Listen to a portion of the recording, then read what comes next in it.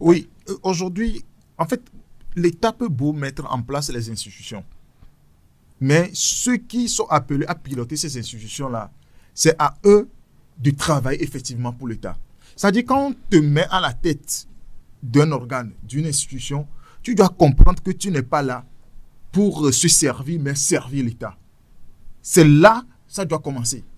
C'est pourquoi l'État a mis en place au Burkina Faso aujourd'hui le patriotisme, c'est-à-dire apprendre aux gens comment on aime son pays.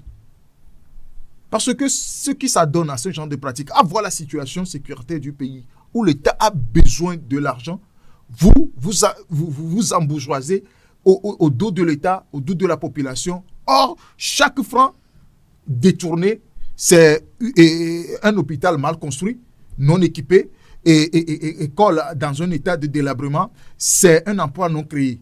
Donc, regardez tout ce que ça a créé comme préjudice à l'État.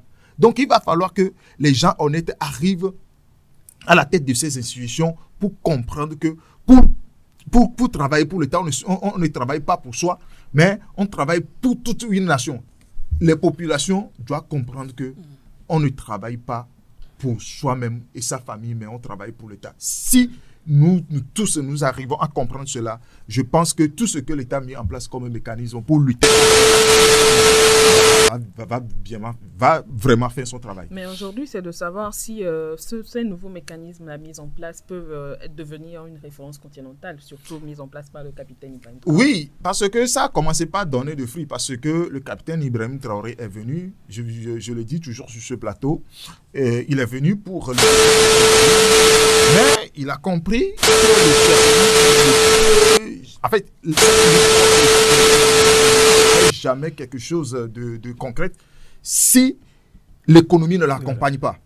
Donc, pour que l'économie l'accompagne, il faut mener une lutte efficace. Parce qu'il le sait très bien, il a été capitaine, il voit comment les choses se géraient.